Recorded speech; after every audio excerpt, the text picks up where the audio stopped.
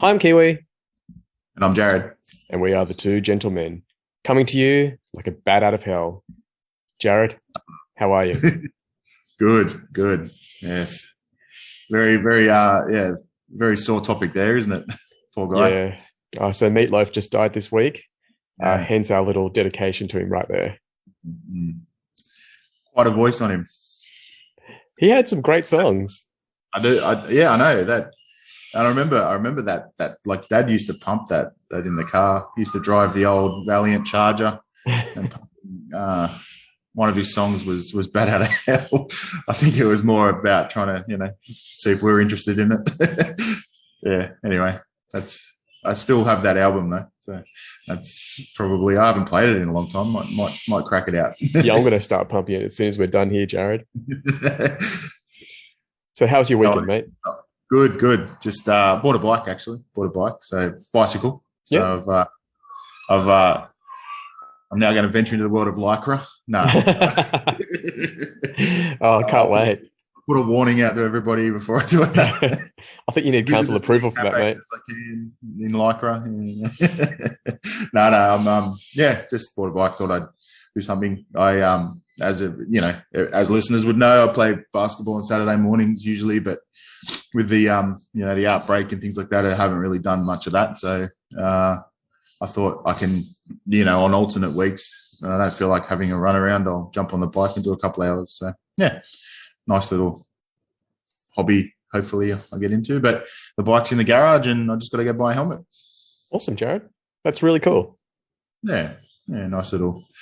Trying to as I get older, trying to keep moving. What about yourself, mate? You have a good weekend? Yeah, everything's been really good lately. I've had some epic days with the kids. What did I do yesterday? Worked yesterday all day, but I had a really good time with my clients, and everyone's been really happy at work. So that's really nice. It's always a bonus when you get there and all your clients are in a good mood, and you can actually do fun things instead of any sort of crisis management or anything like that. Yeah, yeah, much better, much better. Now, speaking of you getting on the bike, I actually wanted to talk to you today about getting back on the horse, just Ah, purely by coincidence. Uh, wow. I had an incident with my youngest son. So he's always wanted a pocket knife, and we bought him one many, many years ago when he was way too young for it. And it's one of those Swiss Army knives where, Solid parenting. yeah, as you know, I'm a very responsible parent. You Sorry. want a knife? Sure. You're too young Yeah, for it, sure. so I'll Yeah, get you're you pretty one. young. Yeah. Yeah. But unfortunately, the Swiss Army knives, they're really hard to pull the blades out. And he Yeah. just struggled too much with his little fingers to get the blades out. So he wasn't ready for it. So we got him a different kind of knife. And now he was ready for, the good kind of Victorinox Swiss Army knife. And anyway, so he got one. He's loving it. He started watching all these woodwork videos. He's, making his own arrows. He's like whittling wood to make arrows and spears and that sort of thing. And he was sitting at my parents' dining table. I think it was on Christmas Day or maybe the day after. And he's whittling away and just slices his finger. And Ouch. my parents have a white tablecloth. You should have seen the blood. But Whoops. what I was really, really impressed with was both Erica and my dad were there, and I was there. And you think three different people, possibly three different attitudes, but it was a very, very calm situation. So my dad didn't do the whole, "Oh, what are you doing getting a kid a knife? He was way too young to play with it. See what happened?" He was like, he was just very calm. He's like, "It's going to be That was okay." that was his perfect opportunity to like get his angry dad hat on. Oh, absolutely. Absolutely. Back in my day. And we were all really calm, including my son who'd sliced his finger. Now, this is my youngest son who's just turned 7 not too long ago. And, the tears were coming out, but he wasn't wailing or anything. It was just tears just silently streaming out. And we were like, everything's going to be okay. It's okay to cry. It could be painful. And he's just there holding his finger and just, gritting his teeth. And we said, look, the blood's, doing what it's supposed to do. And he actually told me later, he was telling himself in his head that I was just saying to myself, my kidneys know what to do. My liver knows what to do. So he's just got this mantra to keep himself calm. And my dad's like saying to him, everything's okay. You'll learn from this and, you'll get better. And when the bleeding stopped, when the Band-Aid was on, the first thing I said to him was, okay, you've got to get right back on the horse now. and just keep going. And he did. So he got to process it through crying, processing the pain. He had people around him who supported him. And then rather than back away and see it as a traumatic thing, it was, okay, well, how can we do it differently? So now he knows, okay, I've really got to be careful when I'm doing this, really be mindful. And he's straight back on the horse and he's using his pocket knife all the time. So that was a really, really fun family experience despite the blood. It's firstly, I'm glad you said that once the Band-Aid was on, because I was like, you're all around the table talking about how the process of the kidneys and, you know, making sure the blood's doing what it's supposed to do. And I'm like, is anyone actually like stopping it? But no, good to hear that happened. So that's a bonus. Yeah. Look, that's life, isn't it? Really, we do stuff and make an error. You hopefully don't hurt yourself in the process, but when you do, it's pretty tough to sort of get back mentally. You know, like you know that's to a kid his age, that's a big deal. You know, slicing your finger open. But moving into adulthood, I mean, you know, imagine, you know, dislocating your knee when you're running up the street, you know, on your you know 5K run you do every day or whatever. Imagine by the time you get your surgery or get your rehab and then having to run that same route, that would be pretty tough to, you know, get over that.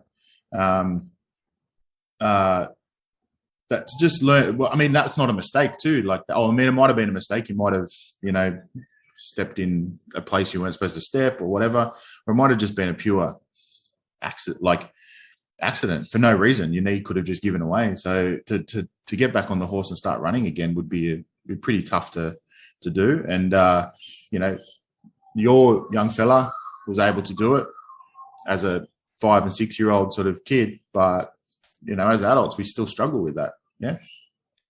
Yeah, definitely. And maybe that struggle comes from not being able to process something properly. When we don't understand something, when we haven't named it, when we haven't identified the actual issue, everything becomes so overwhelming. It's like when you're first learning to box and someone's just throwing straight punches at you, you don't know what to do. If you've never seen a punch come at your face before, you freak out. Whereas when you're a little bit experienced, you can just go, oh, okay, all I have to do is this. Wow, that's it. And everything changes. So I think it's a lot of it's to do with the process. Yeah, it's definitely the understanding process of why that occurred. And I suppose that's, you know, yeah, my little thing there before when I said, you know, if you understood you made a mistake and it happened because of this, I suppose it would be a bit easier. But, you know, yeah, not understanding would be, you know, you have to work out why it happened, you know, as simple as that. And that's part of the process of getting back on the horse as such. I'm just trying to think of, you know, like I remember, you know, like, again, we'll talk sport, but I cut myself pretty bad playing football and it was just making a regular tackle. And, you know, the moment I did it was, you know, I think I've already explained this situation on some of the episodes, but, you know, once it took me a long time to just make a regular tackle again. It took me almost 2 years to get over that, you know, and I just kept sort of, as I was at the point of impact, I just get the flash of what happened, you know, and it's pretty tough to overcome, especially when it's physical injury, I think. But, you know, mental injuries, or lack of better words, you know, mental stress. I mean, you can't see that in injury. You can't see that somebody's struggling with something and then for some reason they're not going to go for a swim, or they're not going to get in a car, or they're not going to do something. And it's all because of, you know, there might have been an accident. They might have seen a car accident. They might have struggled in the water when they were a kid, and many reasons why, and they're invisible to everybody else. Yeah, that's a really good point. You kind of suffer in silence sometimes, don't you? If you don't get a chance to talk about something, you just look like you're this introvert that's just hiding away from the world, when really there's a legitimate reason why you're holding back from something. But it all comes down to understanding, like you said, it's understanding the process of why you struggled in that water when you were a kid, because you couldn't swim. Yeah. So learn to swim, but it's, you know, you do it in control. Then, you know, why that car accident happened. Well, you know, accidents the word accident, obviously it's not on purpose, and Yeah. it's a harder thing to understand because they happen. It's part of the deal. That's why insurance exists, and that's why But I suppose just understanding why that occurred would help you get back on the horse. Do you have anything in your life that you struggled with growing up or now? The first thing that came to mind was when I first started surfing, I got caught. I don't know if it was just a really strong current, I guess. It was down the southern end of Freshwater Beach where there's a lot of rocks, and I just couldn't get away. Like, I was paddling, and as I've said before, I've got really chronically weak shoulders. Well, I used to anyway. They're much better now because I understood the process, because I realized that's a weak point and I need to work on that in the gym outside of the sport of surfing. But at the time, I just couldn't get away. And I ended up getting washed into the rocks. I actually gave up. I was like, I'm going to actually gas out here if I keep paddling. So I'm just going to have to take a hit and then climb out over the rocks. Wow. And I did. I actually went back first into the rocks, tore my wetsuit, which cost me $600. That was the worst trauma of all. And then I climbed out onto the rocks, got my breath back, and went back onto the shore. And at the time, I was very aware that I needed to get straight back in the water. I thought if I don't, the longer I delay getting back in the water, the more time trauma can set in. So I just jumped straight back on the board and paddled back out because I knew I had to. Torn wetsuit and all. Wow, trooper. Yeah. But I felt like I needed to do that for my future self, because if I just sat there on the beach, licking my wounds, I may not have got back in the next time. So I thought, just get back out there. Things snowball in your head, don't Definitely. They? That experience is, reasonably traumatic, and thankfully everything was okay except for your poor wetsuit. And look, you know what? It could have gone really wrong. Like if I'd taken the hit in my head, what if I got knocked out? Yeah, done. That's it. I'm done. Yeah. What if, anything, you took, So it could have gone real pear-shaped real quick. And the more you think about that, like if you went and sat there, instead of jumping back in the water, you went and sat there and went, oh, what if I hit my head? What if I was, hit in the neck or the back that made me, lose feeling somewhere for a little while? Like I wouldn't be able to get myself out of there, and could have broken my spine. Yeah. And it's, I think I suppose that's a tactic really, isn't it? Like we do it with our kids. They fall off their bike straight on again, get back on. Like, I'm teaching my eldest to ride without training wheels, and, it's a bit of a battle, and it's like she falls off. Don't worry about it. It's only a scratch, or it's not even a scratch. Straight back on. Like before they even get a chance to cry, you're picking them up and throwing back on. I mean, there's something ingrained in us to do that and teach that to our children. I suppose it's the bigger stuff that we don't understand as adults that would hold us off. But like you don't want to scar. I don't want my little one to not ride a bike because she didn't learn when she was younger, and then she fell off a couple of times, and I went, you know what, you're not very. You don't really want to do it. You're not interested. But that's something that I'm like, oh, she may want to do that later in life. And, that to me is, but then I feel like I'm teaching her that, you might have little hiccups, whilst you're teaching them to ride, you're also teaching them like, you will fall off, or the thing, but you're in control. And if you can get back on the bike, even though it's metaphorically get back on the horse, and you're teaching them that from a young age. I'm sure that happened to me as well. So that sounds like resilience, really, a lot of training in resilience. But the other thing that we really need to learn, it'd be great if you can learn it as a child, is humility. That you should be humble about these things. Like if you could get on a bike and ride it immediately, you would be some sort of prodigy, wouldn't you? You'd be this natural. And do you really think you're that good at everything that you can just pick it up, pick up a racket and just, serve at 100 miles an hour? It's not going to happen. So be humble. There's a process for all of us. And sure, there are some people out there who are so naturally talented that they don't have to train as hard as we do, but good on them. and I'm sure they've got their struggles in other things, but for the rest of us, there's a really long process, and that includes falling off and having to get back up and dust yourself off and taking a step back and reassessing and going, what did I do wrong there? How can I do it better? For the people who've never really had a challenge and been able just to do something naturally, it's a big deal when something goes wrong and when there's a bump in the road. And there's some of those people, can come off as being a little bit, spoon-fed when something does go wrong, when really they're just trying to work it out. They're just trying to work out, oh, wow, this isn't my way. I've been given or directed really well in my younger years, and all of a sudden something happens that I haven't got that direction or that control over anymore. And it's, that can cause, some meltdowns and weird and wonderful things to happen. Yeah, I can think of a particular famous ex-footballer who was just an absolute natural. Yeah. And let's just say he's not playing football anymore for legal reasons. No. And, I've read stories about people saying when, playing with him was difficult because he was such a natural that he didn't put in at training. Yep. Everyone else had to work harder around him, and he could just show up and do his thing. But that really affects a lot of things, a lot of team morale, all those sorts of issues can affect all the chemistry around you. And sure, your natural talent can get you pretty far, but the way I see it is natural talent gets you to the starting line quicker. But to get to the end, it's all hard work.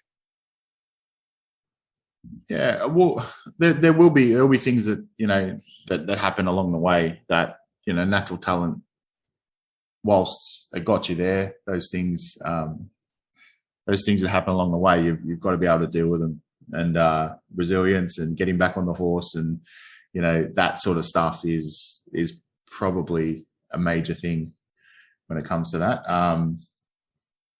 I mean, do you teach your kids this sort of stuff? Is this something that you are aware of? We definitely look. Humility is a big thing in my family. We've always said to the kids, you are just a normal. You're just a person. You're flesh and bone like everyone else. No matter what you do, you'll always just be, you. And no one can take that away from you, and no one's better than you because they're just flesh and bone too. We're all just people. So that's probably where we start with my kids in terms of values, that we're all just normal people, and, to never look down on anyone and never look down on yourself, just as importantly. Yeah. Yeah. It's, sometimes it's hard to, even as an adult, we look at things and we look at people that are in the spotlight, and you look at, for whatever reason they're in the spotlight, but then you're like, they're just people. They've got a heartbeat. They've got, two legs. They get around like the rest of us. They, do whatever they do. They're mortal like all of us, like that's my point, like they're, why, I suppose that's something that I want to show them. You can be anything you want, and don't put people on pedestal just because they're on TV or in the spotlight or whatever. Like, you can be whatever you want because you're made up of the same stuff. Exactly. That's it, Jarad. Yeah. But taking that back to getting back on the horse, it means you're not going to get to skip all these steps. And if you're lucky to skip a step or two, the process is still the same. The emotional process is still the same. You'll still face disappointment. Things are going to go wrong. And for example, with my eldest son, it's we chase a garbage truck or something, the driver doesn't want to be filmed. At first, that's a pretty big disappointment for him. We might travel somewhere pretty far and he'll be like, oh, really? We went all this way and I'm not allowed to film this truck. But he understands it so well now. He's like, yep, that's totally fine. Not everyone wants to be filmed, and that's okay. You're not always going to get the outcome that you want. And it's quite a process, but when you're a kid, you want everything straight away. As an adult, I want everything straight away too, But as an adult, you understand that more than a kid who's like, I want this now. So, yeah. When they were real young, it's like meltdown city, and, you're like, well, you've got to try and teach them. Like, and I hear myself saying it even now, like, you can't get everything you want. Like, when they're having their meltdowns or when they're having their moments about, I want this, I want to do this, and I need this. It's like, yes, we can do this, or we will do this, or this will happen, but you can't have everything you want. And that is a lesson that's ingrained in me that I'm trying to teach, and it's probably on deaf ears because they're losing their mind, or they're too ingrained in, too set in getting that, whatever they wanted, that extra bit of bloody chocolate or something. But so me saying that's probably a waste. So I probably need to reassess when I say that. But you know what, Jarad, that's part of the process for you too, as a parent. You're not always going to get the result that you think that you want straight away. You want your kids to learn this lesson, and that might take decades. Yeah. Yeah. And we have to be humble too and go, well, you know what? I might think I'm parent of the year, but no, this is still life. I'm dealing with an individual here with their own brain. They probably don't hear it and don't want to hear it until the time they're a parent and they say the same thing, and they're like, hey, my dad used to say that when I was it's like, oh, there you go. So it'll be ingrained in their mind somewhere. So I suppose that's probably a bonus, but I'd like them to take action on it when they're younger, if that's all right, rather than bring it out to their kids when they're having their meltdowns. And as long as they're aware of it and are willing to work on it, they'll get there. Yeah. So these things take time, and especially with kids. I'm aware that I've got 2 children. I don't have 2 adults, and quite often I feel like people treat kids like kids, but expect them to act like adults. Yeah. Which obviously doesn't work. I'll put my hand up and say it too. You kind of with kids, you kind of expect, you want them to be kids, but then like when you need them to be adults, you're like, oh, okay, you need to be adult. Like, it must be confusing for them when you. Why can't you just sit still? Yeah. 10 minutes ago, you were wrestling me, you're wrestling me, or you were throwing a ball around the house or whatever, and then all of a sudden now I'm like, I can't do that. Like, I'm the bad guy all of a sudden. What? Yeah. So I feel like I probably need to reassess some things too. But I'll put my hand up. But I mean, I'm sure we all do that. Like, we all like, you need to be quiet now because we're going somewhere or we're doing something or I'm watching the news or whatever. And then 10 minutes you can be an animal. Yeah, and look, that's for us as parents getting back on the horse and trying to change tack. Clearly, we can do that. We need to be able to go, oh, right. Instead of, spitting the dummy, go, right, we're never doing this again because something's gone wrong. We can understand, okay, well, I can only do that in this context. And therefore, right before bedtime is not a good idea to play this game. And we can learn and we can get back on the horse and play those games again and do it better next time. But I guess what I'm trying to get at is it's a real process of evolution. Yeah. And if you don't understand that things are meant to be improving each iteration rather than, being perfect straight away, well, then, you're not really being humble either. You're expecting to get things right immediately. And as a parent, I know that I'm meant to be evolving. I'm not meant to be the same parent I was the day my first son was born to now. I'm going to have a teenager living here in a couple of weeks. Yeah, well, so, I've got to grow with that. Yeah. Look, what I've learned from this conversation is that, I think if you've got it, if your parents, if you're lucky enough to have your parents kind of, throw you back on the bike or get you back into the water or whatever when things went wrong, I think that's the good foundation of being able to deal with this sort of stuff later in life. Like, you won't have those same battles, you'll be able to ride your bike, you'll be able to swim, whatever, but that's the sort of stuff that's the foundation that you can build the rest on. And I think, this, like we mentioned, people that don't have that foundation, and maybe, we mentioned that one particular football player, like, they can't build on anything because they need to learn the basics first, and I think that's kind of what I've got out of this conversation. And when you say the basics, you mean the emotional basics? Yeah. That things go wrong, and if you can get back on, if it's possible to do that, what you were doing, and basically try again, then try again. Like, I think that's the basic sort of thing that I would sort of, the kids are kind of going to get ingrained in. And then, as they grow, everything evolves. I mean, like you just said, everything evolves. But I think if that foundation is there, I think you're pretty pretty right. Yeah. It's funny when you said things go wrong, I thought to myself, things just go. Yes, true. Wrong is up to us applying a value to it. Like you described it earlier as a bump in the road. Yep. Well, roads have bumps. That's just the nature of roads, isn't it? Yeah. So, to say that things go wrong, it's like, well, they're not going wrong. They're just going. And, we've got to just flow with it. That's all. Yeah. Yeah. I suppose that's another episode, really. You can't control everything, can you? You've got to just, some things you got to accept, and some things like, it's not to be a complete, pushover, I guess, and say, oh yeah, well, whatever happens. But there's certain parts in life where you're going to, well, there are bumps in the road, literally, and my car does have to drive over them, and I have to accelerate and decelerate, and you do that in life, you do that in your car, you do that in life, I guess. Exactly. Yeah. Look, I'm really proud of my son for getting over that, and now he's still using his knife and doing really well with it. They're wild boys. They set fires. They do all that sort of stuff, but they do it responsibly, and they've learned from past mistakes. So instead of saying, no, what are you doing playing with matches? We've, said the same thing, that, okay, well, maybe next time you do it, you should do it outdoors. And you should make sure that you let us know that you're going to do it. But, there's, rather than restricting them, it's about getting to yes. I think I've mentioned that philosophy before, getting to yes. So making things possible in the safest possible way. Yeah. It's a learning experience. I mean, I'm not going to advocate playing with knives and fire, but that's, if it's a controlled situation, then and you guys are in control of it, well, then I'm more than happy to agree with it. Well, I'm going to disagree. I'm going to say that I am advocating playing with knives and fire. Go for you it. Are? Everybody. Oh my goodness. Okay. This is not actual life advice.